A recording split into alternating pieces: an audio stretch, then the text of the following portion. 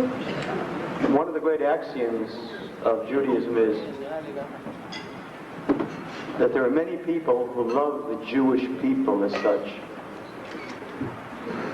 and hate every single individual Jew. No one can love the Jewish people without also having the ability to love the individual Jew. And it's easy to speak of great things in theory. Before I begin speaking this evening, I want to prove that a Jewish leader has to not only pay lip service to the Jewish people, but to bring to mind, to remember, to pay tribute to the little individual Jews.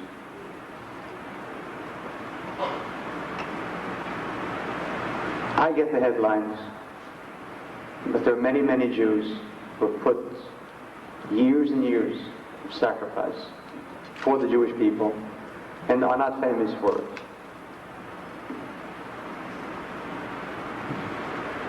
Sai Gabriel, our guest of honor,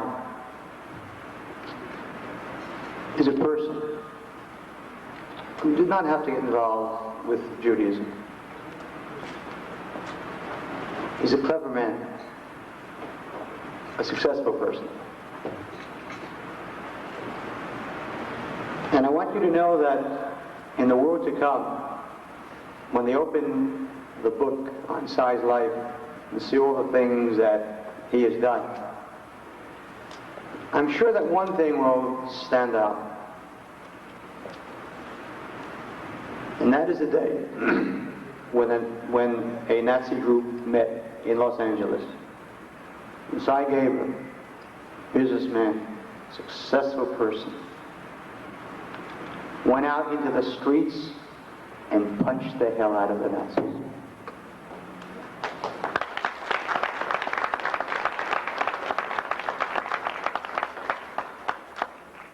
That was Kiddush Hashem. That was sanctification of God's name. And in heaven, there's a great synagogue. And we'll be amazed who sits up front at the east wall. Sai, I'm pretty sure that you have a seat right up front.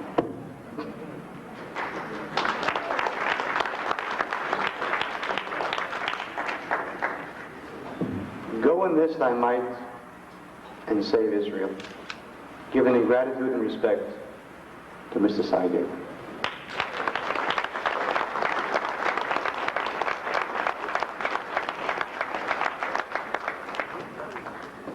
And to all the others who are my friends,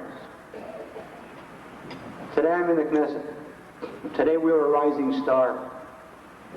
And tomorrow, when there's an election, Koch will be a party with 10 and 12 seats.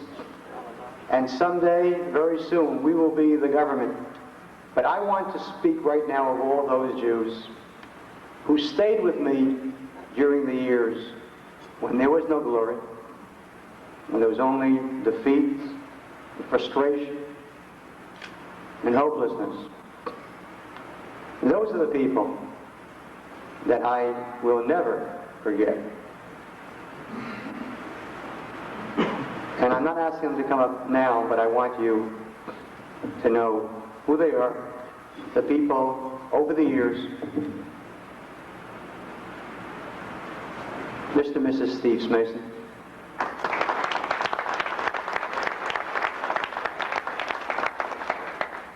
Mr. and Mrs. Dave Braverman.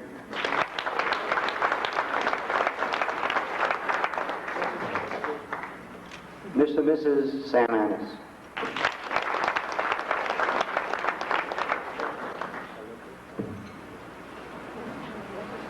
Mr. and Mrs. Mordechai Reichschneider. Mr. and Mrs. Jerry Bloom. Mr. and Mrs. Bill Frankel. And Mr. and Mrs. Henry Rebico. Thank you. Thank you from the bottom of my heart, not only for being good Jews, but for being good friends. 21 years ago, a baby was born in the town of Rosh Ayin to a Yemenite Jewish family. And they named him Shaltiel. Shaltiel means we asked of God. They asked the Son of God, and he answered them. Shaltiel Akiva was his name, and 2 months ago I was his funeral. 21-year-old soldier who did not fall in Lebanon. He was not killed in Judea and Samaria. Shaltiel Akiva was killed 5 kilometers from his home in Rosh Ayin within the state of Israel. His father told me later that evening he had called, he had phoned, and said, "I'll be home in 15 minutes. He had just come home from 8 months in Lebanon. He hitched a ride 5 kilometers from his home, right outside of Petach Tikva. He was murdered by Israeli Arabs. I was at the funeral. Who can measure the pain of a father and mother who have lost a son, and in such circumstances, within the Jewish state, within the state of national pride? I thought of Shaltiel Akiva this morning when I read an article in the Los Angeles Times titled, "Kahane Supporters Strike at Democracy in Israel," by someone named David Kretzmer, who we are told is a visiting professor of law at USC who teaches at Hebrew University. I thought of Shaltiel Akiva as I read this article attacking me and my supporters for being racists, for hating Arabs, for wanting to transfer the Arabs out of Israel. And I asked myself, who killed Shaltiel Akiva? Who killed him? It's easy enough to say, well, the Arabs killed him. That's true. Who else killed him? Who killed him and who killed all the rest that you never hear about? The names that are never mentioned in your local Jewish papers that are controlled in such great measure by your Jewish leaders. How many people in this room have heard of the name Moshe Tamam? I doubt if there are any. Moshe Tamam was a 19-year-old soldier who stood at the Bethlehem crossroads hitching a ride. That's 9 miles from the heart of Israel, a city, Netanya. Hitched a ride with Arabs. His body was found 4 days later. His eyes had been gouged out and his sexual organs cut off. Who killed Moshe Tamam? Who's responsible for his death?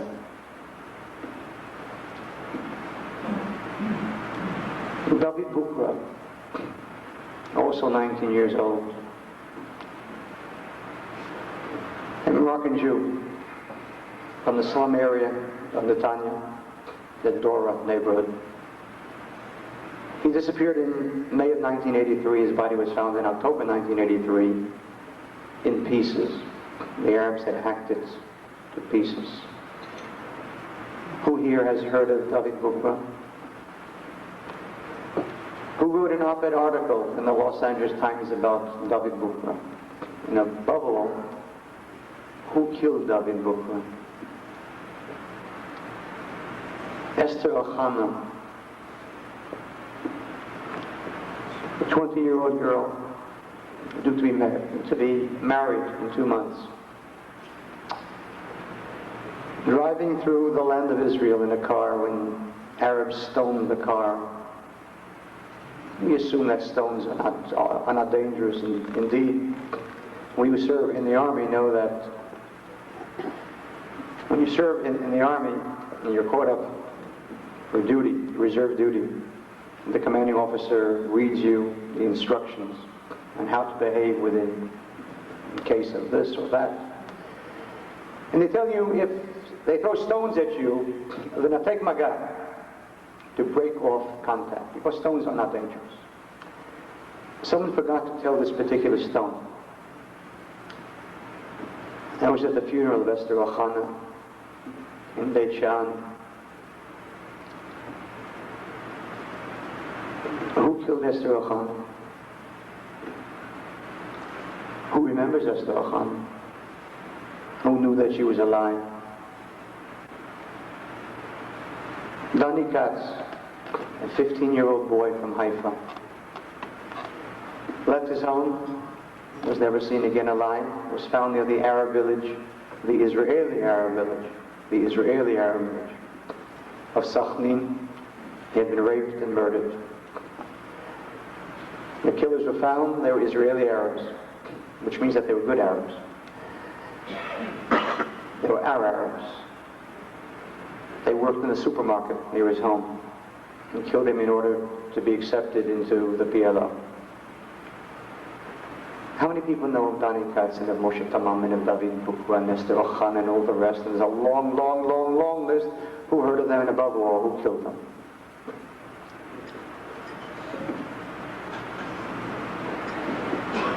David Kretzmer helped to kill them. And all of the liberals who sit and speak of coexistence. Our rabbis tell us,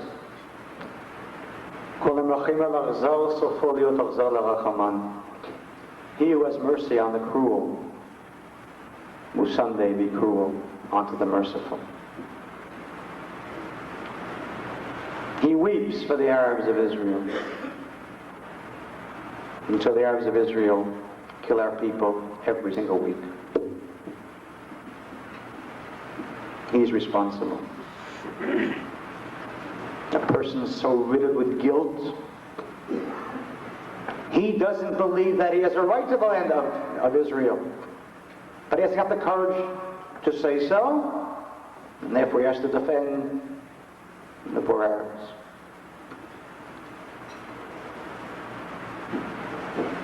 Who writes and who speaks of all of the other aberrations of the Arabs of Israel, and who tells you about them, and have you ever heard of them? I have here an issue of a magazine published in Israel, an English language magazine called News View. October 16, 1984, an article dealing with an Israeli Arab in the village of Me'ilia. It's in the Galilee, 2 kilometers from Ma'alot, where a few years ago, 25 children were murdered in an attack by the PLO. His name is Salim Wakim. He's a Christian Arab, which makes him moderate.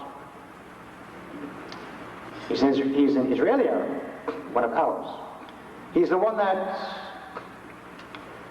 our op-ed friend defends. He's a graduate of Hebrew University, the very same one where our friend, the op-ed editor, teaches. He's an attorney. He is the product of all of the goodness of Israel. We have given him everything. Education. He practices law along with his wife, who is also an attorney, also a graduate of Hebrew University. He practiced with his brother, also an attorney. They have an office in Nahariya, a Jewish town.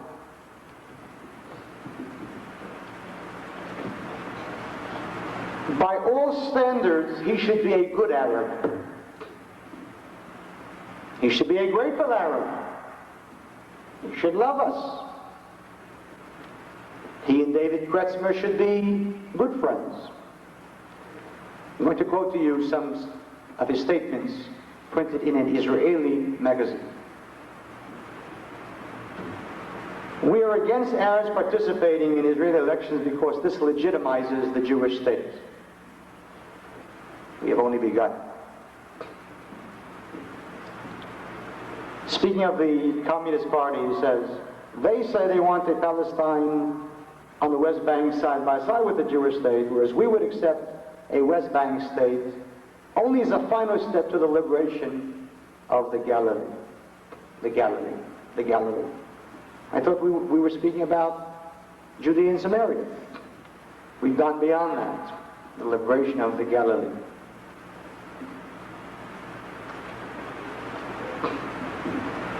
We Palestinians of the Galilee. He's not an Israeli, he's a Palestinian. We Palestinians of the Galilee are basically all in the same boat.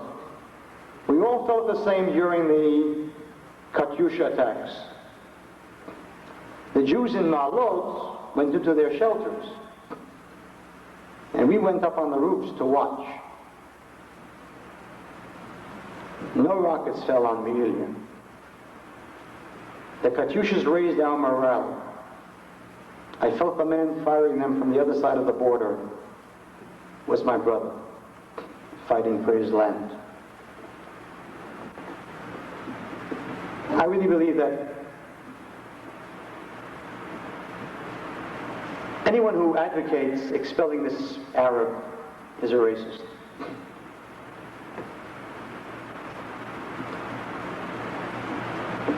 He is a product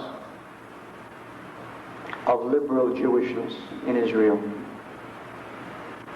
He is the most dangerous Arab in all of Israel. He will be the future leader of the PLO in Israel. And we created him. The bleeding hearts, the guilt-ridden. The revolution does not come from the numb and the dumb. It comes from the intellectuals that we create with Jewish money.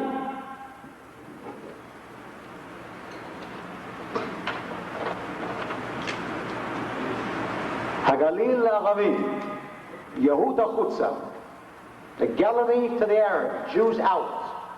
A headline in an Israeli paper, a demonstration of 6,000 Arabs at the Knesset. If 6,000 Jews would try to gather outside the parliament in Damascus, Syria, and say, Syria for the Jews, Arabs out, they would hang them from 6,000 lampposts. Not one was arrested. They stayed, and David Kretzmer writes op-ed articles on their behalf. There's an Arab sitting in the Knesset today. His name is Tufik Zayed. He's the communist Arab mayor of Nazareth and a member of the Rakach party, a member of Knesset. They want to ban me. Let me tell you who Tufik Zayed is. In 1973, as the Yom Kippur War was at its peak, he wrote a poem praising the Egyptian tanks crushing the bodies of the aggressor soldiers. You think that that might call for an op-ed article? You think that that might call for a committee to study banning him or limiting his right to travel? Don't be foolish. What are you, racists? He still sits in the Knesset. He can travel freely. No one worries about him. I attempted to reach the Arab town of Taiba. I was stopped. The Jews came to Taiba to stand firm with their Arab brethren in Taiba. Headline from the Palestine Post, known to you as the Jerusalem Post. August 25th, 1983. Katyushas will fall again in Galilee, chant Arab youths. Guess from which Arab village they come? Yes, Taiba.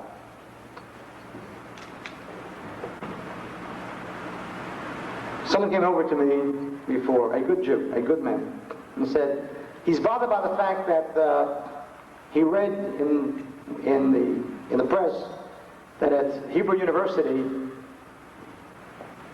I call the Arab students dogs. He said, is that true? Yes, I did. Only because I'm basically moderate, I didn't call them worse. A week before that, a Lebanese Christian representative was invited to speak by one of the student groups. 200 Arab students from the campus broke in, took over the hall and prevented him from speaking, and for 2 hours they sang the PLO national anthem. I'll read to you the words of the PLO national anthem. Homeland, homeland. Fatah is the revolution against oppression. Palestine, land of our ancestors, I must return. Fatah is the revolution which will prevail. Palestine, my homeland, I have no greater love, purpose, or future. I shall march to you. Palestine, my homeland, the cradle of Christ, the foothold of Muhammad's leap, are crying out to us, liberate my wounded country, cleanse it of the enemy. Palestine, my homeland, your people shall never die, nor shall they remain silent, and Fatah will keep its finger always on the trigger. Would you feel that that was a bit seditious, a tiny bit seditious? Not very much, a tiny bit seditious. I've been put on trial 3 times for sedition. Of course they're dogs. They want to kill us. They want to murder us. They want to take our country from us. They're worse than dogs, but I'm a rabbi. I won't say what they really are. Do you know of these things? Do you hear of these things? I don't hate Arabs. I love Jews. And I'm not going to allow my people to be killed. And that's why the Arabs are going to go.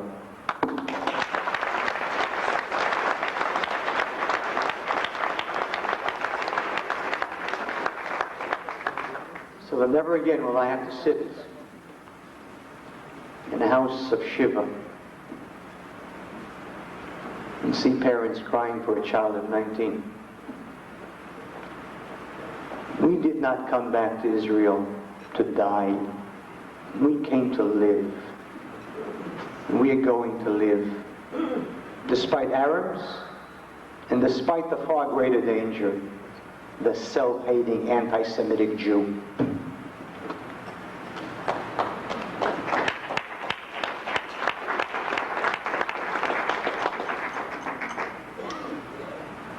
Our real struggle is a struggle to define who we are. And whether Israel is going to be a Jewish state or a land of Hellenism, of Hebrew-speaking Gentiles. For me, there's one rule. Jewish interests always come first. I tell you that we have no time. The Galilee today already has a majority of Arabs in it. Today, Jews are afraid to drive at night in the Galilee through Arab villages. When I was in Kiryat Ata, a suburb of Haifa, and the woman came to me and said, I'm afraid to let my child play at night in the streets. I knew that that was the end of Zionism. Free to let our children play in the streets. What is this, Brooklyn? We returned to Syria. My son came home from Army duty. He showed me a letter given to every soldier. Soldier, beware when you're hitching rides on the roads. Jewish soldier, beware. What has happened to us? A Jewish soldier has to be afraid in his own country?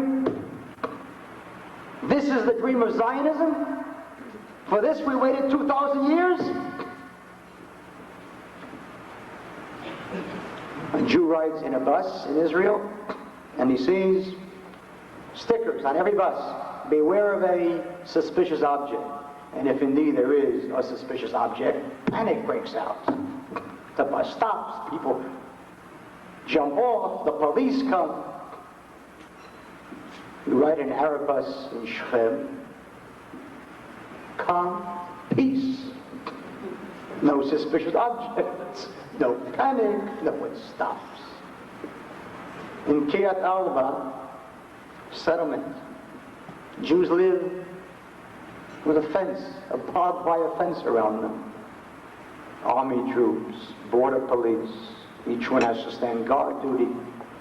In Hebron, the Arabs sleep every night, the sleep of the just. Not afraid of anything. Who is the conqueror? And who's the conquered? And as they say in Israel, who's the friar? Who's the jerk? This is the dream of Zion of 2,000 years, not this. Oh no, not this. Judaism has a dream of Jewish power and Jewish pride and Jewish strength and Jewish sovereignty. And that's what I'm going to bring back.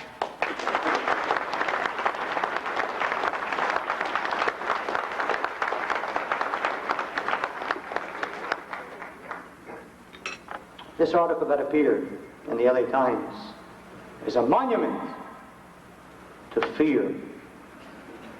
They're afraid of me.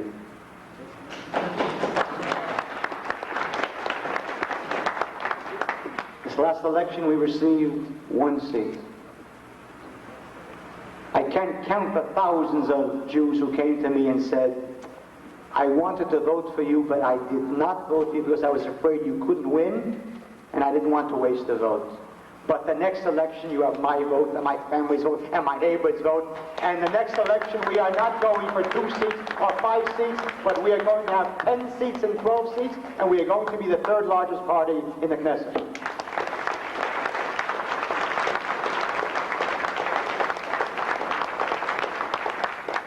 I want you to know that I am not the friar. I am not the fool. I have no guilt feelings. We owe no one anything.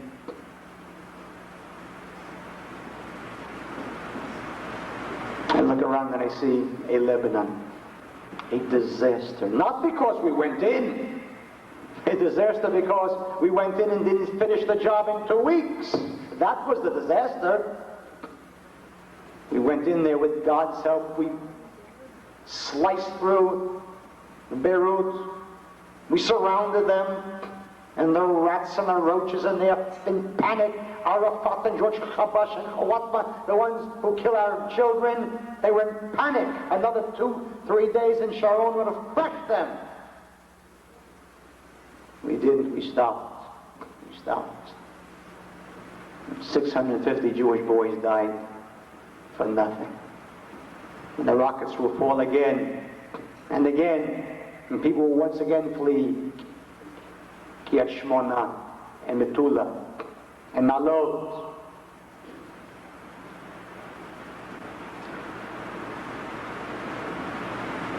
That will not be when we are the government.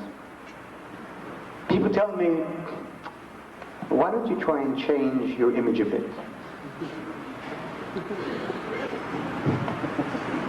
I worked too long and too hard on this image.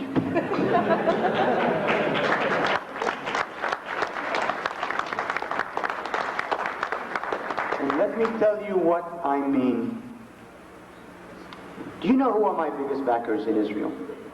My supporters, the ones who not only vote for me but love me. It's the Sephardic Jews.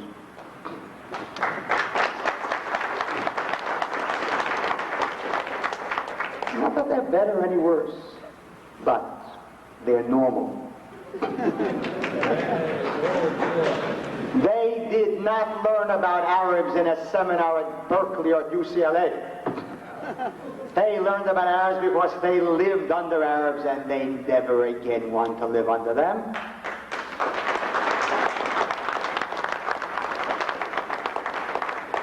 So of course they're normal, untouched by college professors.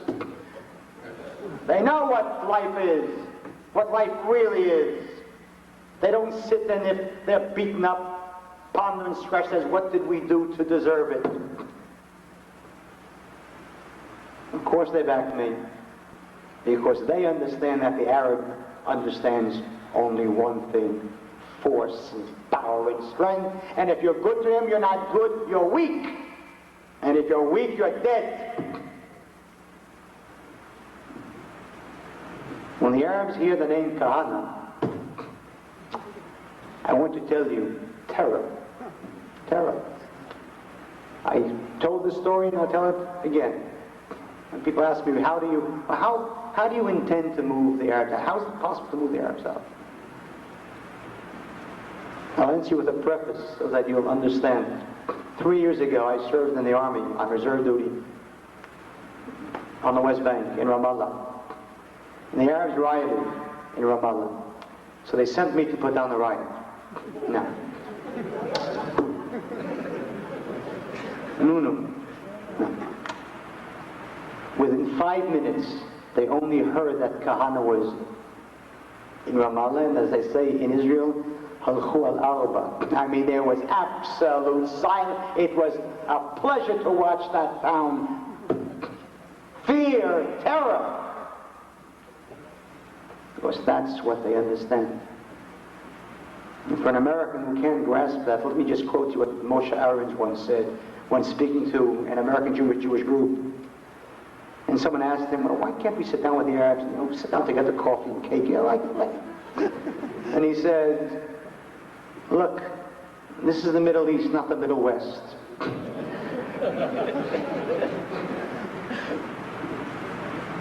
It's a different, it's a mentality that's totally different than anything that we know. If you want to know what the Arabs would do to us if they could, look what they do to themselves in Lebanon. That's the face of the Arab. That's the face of a Yishmael concerning whom the Torah said, not Kahane, the Torah said, V'hu yepir adam, he will be a wild man, Yado bakol, his hand against everyone, V'yad kol bo, and everyone's hand against him. That's the Arab. Sunni kill Shiites, and Shiites kill Jews, and Jews kill Christians, and everyone kills everyone else. What they would do to us if they could, but they will not.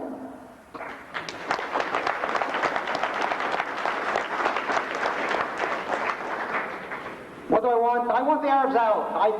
I wish them well elsewhere. I wish them the best in any one of their 22 countries. I will do everything possible to ensure that they live there happily. But not in my country. Not in the only country that I have.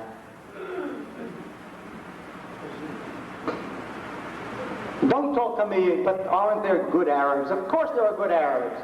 A good Arab is one who wants to live in his own country. Is Palestine and not Israel. That's a good Arab. An article from Maariv. It's a quote from an Israeli Arab, a teacher, a graduate of Hebrew University. Now we are a minority. When we become the majority,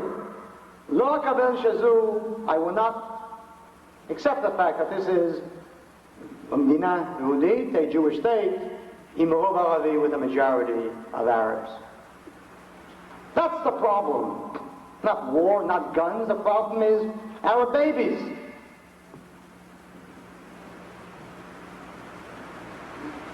This pitiful, this sad person who wrote the op-ed article speaks of democracy. Are we obligated by democracy to allow the Arabs to become a majority?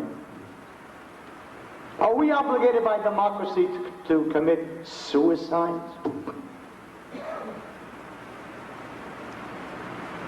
When the Declaration of Independence of the State of Israel speaks of Anu machrizim bezot al hakamat medina yehudit, we hereby proclaim the creation of a Jewish state, a Jewish state, a Jewish state, a Jewish state. That's what it says, Medina Yehudit, a Jewish state.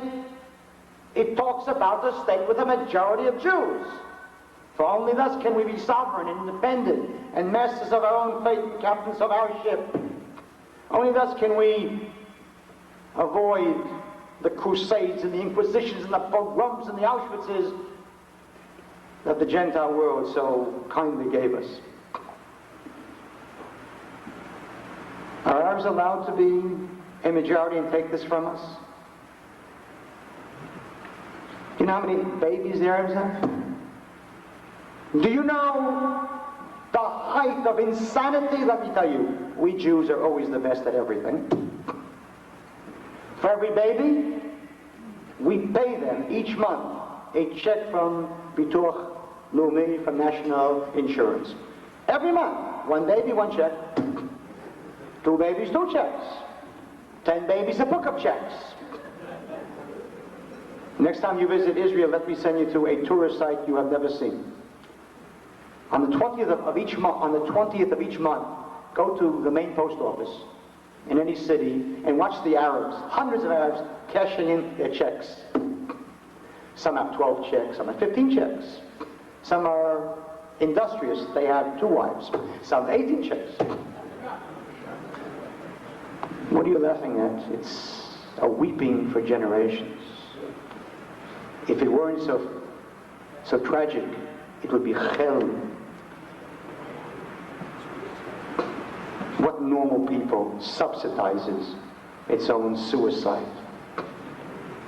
We are better than all the rest. Better, but better. I want the Arabs out. I want an exchange of populations. An exchange of populations. We took in, beginning in 1948, 800,000 Jews from Arab countries. They left behind every penny. We took them in. That was phase 1. The time has come for phase 2. We took in the Jews.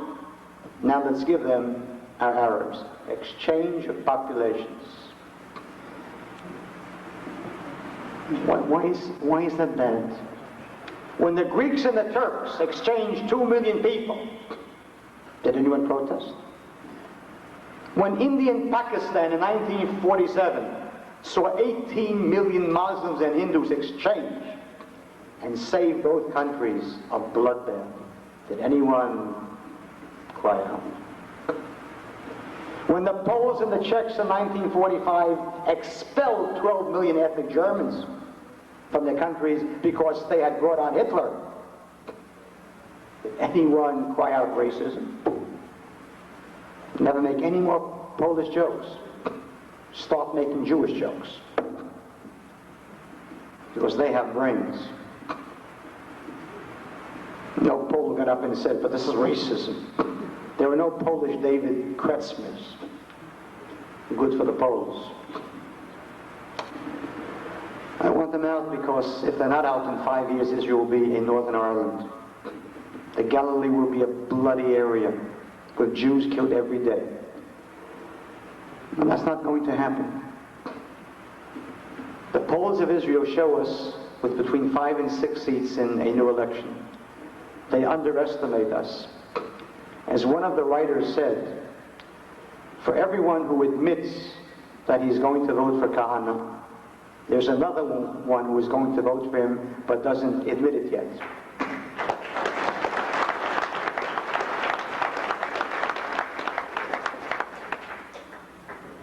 If I were to be the Prime Minister at this moment, every single Jewish prisoner of the underground would be free tomorrow morning.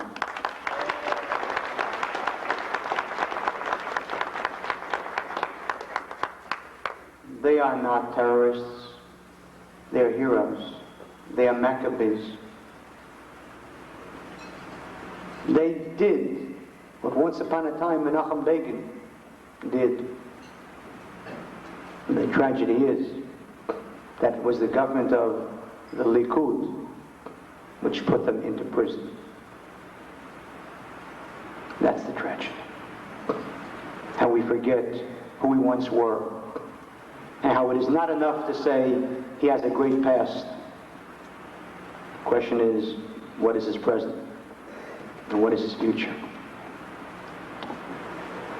I'm going back to Israel with God's help tomorrow morning. And on Monday we are presenting a bill in the Knesset to make it mandatory to free those Jewish prisoners.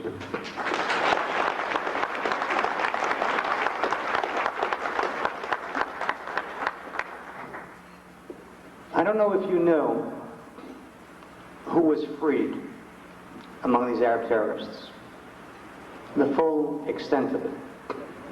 I learned about it 11 days ago when I received a call from someone who said that he is a high official in the prison system, and he told me about the entire story with all the facts. I attempted to call a press conference last Monday, 10 days ago. The military ordered the press not to appear. The foreign press did appear, but they were not allowed to carry the story. The next day I spoke in the Knesset on an economic bill, and in the middle I said, I want to tell you what is going to happen in a week's time, and I started to say they're about to free this. It was erased from the minutes.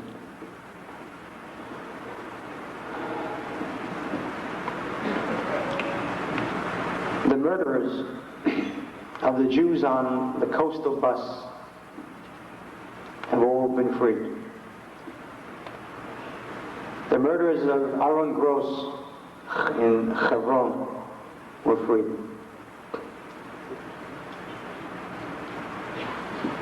And the last ones who murdered the 6 Jews, Hebron in 1980, Bet Hadassah, were all freed.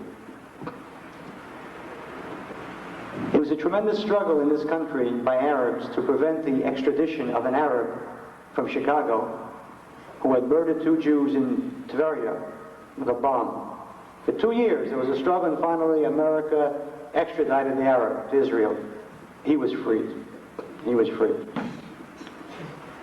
In December, an Arab murdered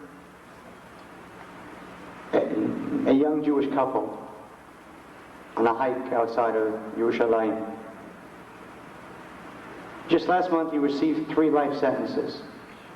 He was freed. In all, 100 Arabs who had murdered Jews were freed. 600 of the 1,100 Arabs have been allowed to stay in Israel. Every one of them received 2,400 dinar, over $3,000. It's worthy of a dissertation in abnormal psychology. Why should Arabs not kill Jews then? Why should terrorists not try to kill Jews? Why not? The most that can happen is they'll get a year, 2, 3 years. What we have done by this, we've guaranteed the murder of many, many Jews. 2 months ago, we freed 4,000 PLO terrorists from Ansar prison in Lebanon and 400 Syrian soldiers for nothing. Why don't we keep them and trade them for our soldiers?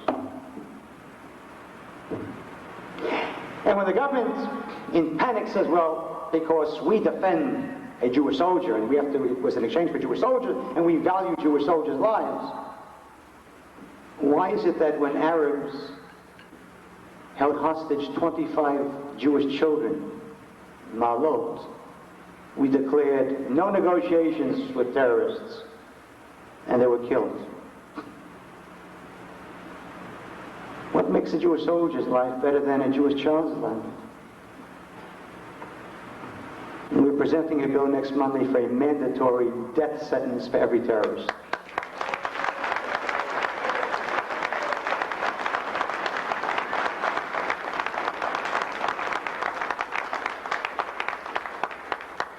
I would prefer that it be done on the spot as soon as they're captured.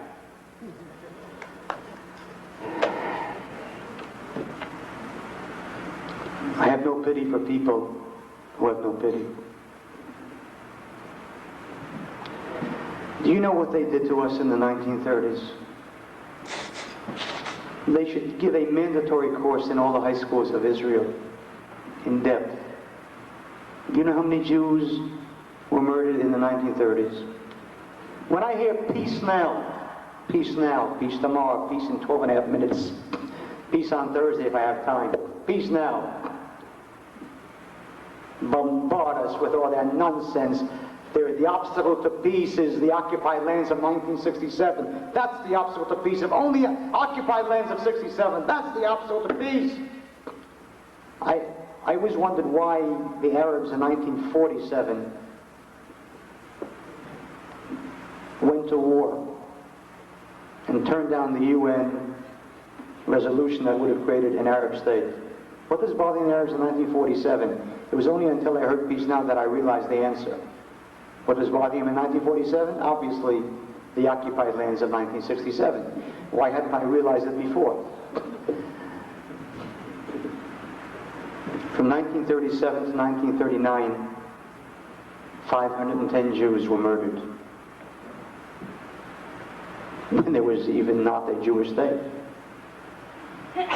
What was bothering them in 1937? We all know the answer now. The occupied lands of 67. In 1929 in Hebron, when they killed in one day 67 Jews. What was bothering our Ishmaelite cousins then, the ones that poor David Gretzma cries out against and for on behalf?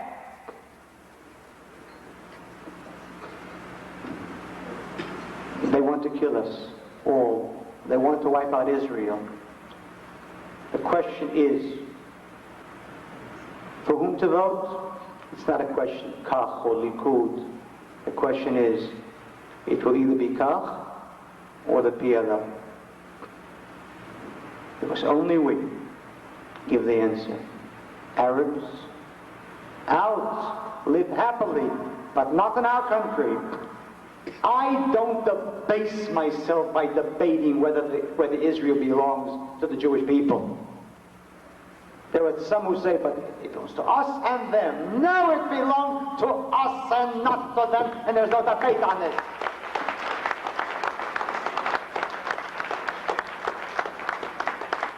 I'm not one of those who agrees with generals who say we should not give up land because it's militarily dangerous.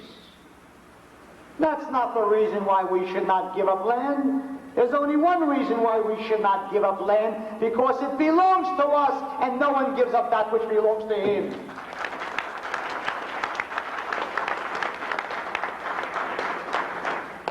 I want a Jewish state that is Jewish, that understands that it is the trustee of Jews all over the world, and the problems of Jews everywhere are our problems. In 1982, when Israel captured 8,000 PLO prisoners and over 1,000 Syrians, including high-ranking officers, Kach held a demonstration, a large rally in Jerusalem, demanding that not one Syrian be freed until the Syrian Jews would be allowed to go free.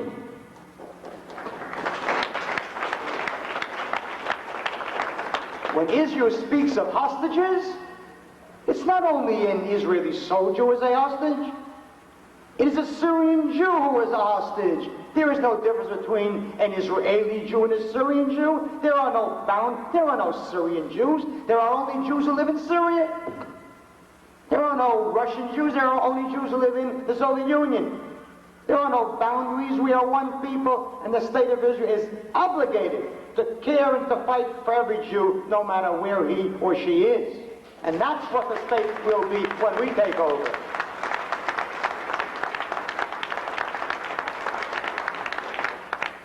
Jewish interests will come first for us.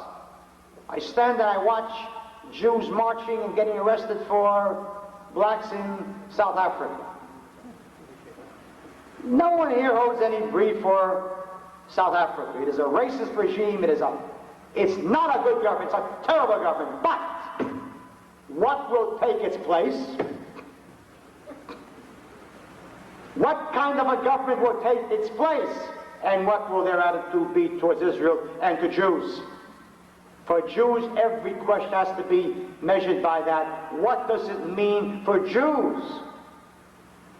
Once upon a time there was a country, Rhodesia, also racist, a terrible country, but it was overthrown. Its place was taken by Zimbabwe. Zimbabwe broke off relations with Israel, has voted against Israel on every single issue in the UN, and in February voted to expel Israel from the UN. You think that just because someone has justice, I should back him? If I know that when he has power, he will try to wipe me out, what am I, crazy? If the year were 1958 now, and the Arabs of Algeria would be fighting the French, no question that the Arabs were right. It was their country. The French were imperialist colonialists. Should we have backed the Arabs? Because there was justice. There is no justice when someone demands justice so that he can wipe me out. The state of Israel will be a state which looks to Jewish interests. I'm sick and tired of trying to win everybody's love by going against my interests. No one will ever fight for the Jewish people except Jews, and that's what the Jewish state of Israel is going to be. The leader of the fight for Jews and no one else.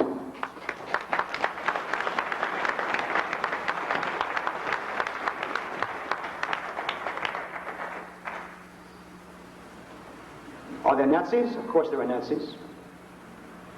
Are there Nazis in this country? Of course there are.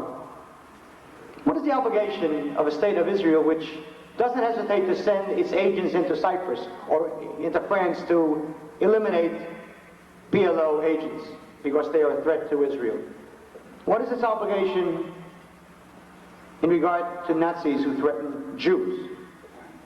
It's not the same? Of course it's the same. Of course it's the same. There's no such thing as a little bit of Nazi. It's like a little bit pregnant. You don't pick at Nazis. You don't debate Nazis. You destroy Nazis. When the state of Israel has the ability and the talent, then that's exactly what it should be doing. That's exactly what it should be doing. Don't tell me that Mengele was able to escape all these years. He was able to because the state of Israel, unfortunately, after Eichmann, was never again ready to violate the sovereignty of other countries. Mengele could have been dead already. He should have been dead already, and he should have been killed by Jewish agents from Israel who didn't give a damn about sovereignty when it came to eliminating a person who had done what he had did to the Jewish people.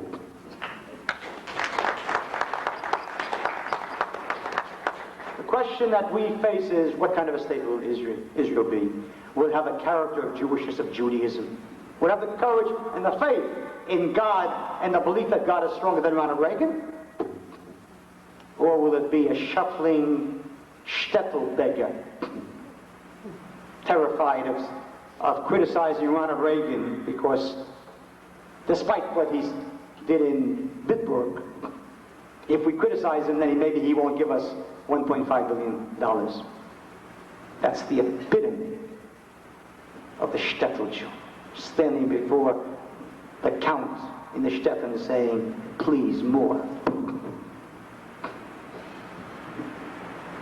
Jewish pride, Kiddush Hashem, God is stronger than all, and we are His people. And let's believe that.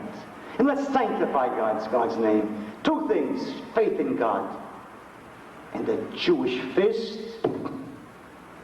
We bring the Messiah. There's going to be an election held this year in the fall. This odd couple is not going to last.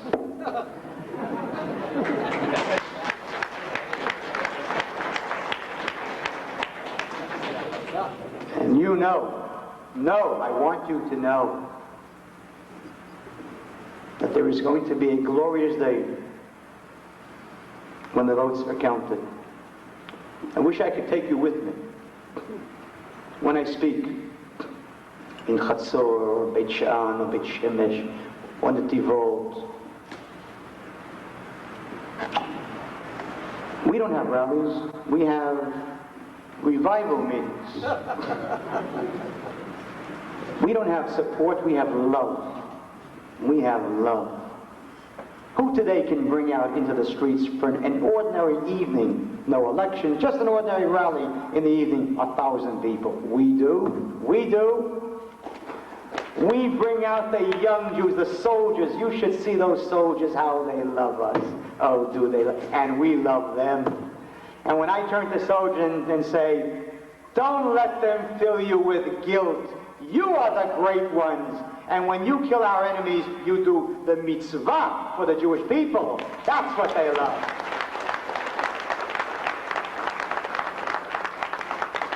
And when a border policeman comes over to me in Bethlehem, near the refugee camp, Aisha, and he says to me, we want to give it to them, but they don't let us. They tie our hands. Our officers tell us, you can't do this, you can't do that. And I say to them, Chevra, when I'm the Minister of Defense, don't worry. Hit! Don't worry, that's your job. Because in Auschwitz, we couldn't hit. They hit us. In Auschwitz, they had the guns, and they had the tanks. I have a dream and a vision that someday all the nations shall beat their swords into plowshares. But when my enemy has a sword, I don't intend to have a plowshare. I want peace. Oh, do I want peace? I want peace more than the Federation, your Mr. Canner in Los Angeles. I want peace more than he because I don't live on Wilshire Boulevard. I live in Israel, and I serve in the army, and my son is in the army. My son-in-law is in the army. Of course I want peace, but I'm not going to deceive myself. There will not be peace unless we are strong, unless we are tough, unless they know that if they so much as dare to raise a hand against a Jew, there's no hand. Then there will be a cold peace. Then we'll live and never again see our boys dying, not only in Lebanon, but on the highways of Israel. We're going to the Knesset. We're going to be the third largest party. No government will be able to be formed, no nationalist government will be able to be formed without Kach from now on. And we are going to demand from them, not seats. I don't want seats from them. I don't want the cabinet posts from them. That I'll leave to all the other mafiosos. We demand from them conditions, ideals. We demand from them a Jewish state. And that is what is going to be until the election after this one, when we become the government.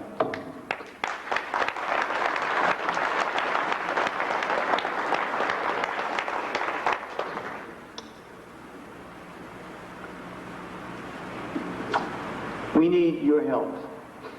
We need your help, not your applause. You travel 8,000 miles to be cheered.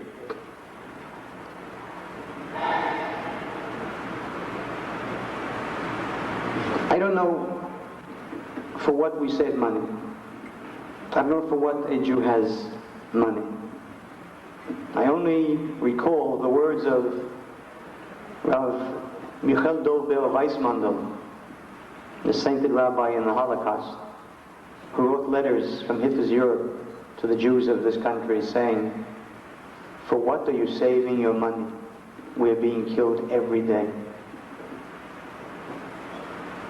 God forbid that 10 years from now, when the Arabs of Israel are 40% of the country, and there's blood every day, that you'll ask yourselves, for what was I saving my money then? We need your money because with your money, we can become a powerful party. We need your money so that we'll rid the Knesset of Sarid, and Shulamit Alomi, and Tufik Tupi, and Tufik Zayad, and all of the other cancers that infest us.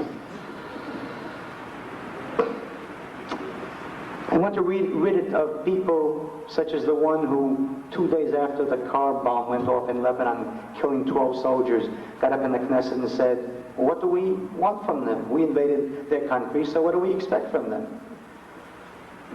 That in the Knesset of Israel. I never again want a Knesset member to go visit Arafat in Tunis. Give me the help that I need. I don't ask you to be heroes. Give me the help. We'll do the job there. During the last campaign, we finished all of our TV shots with the slogan, "Tnu li et hakoach, ani atapel behem." Give me the strength, I'll take care of them. Give me the strength, I'll take care of them.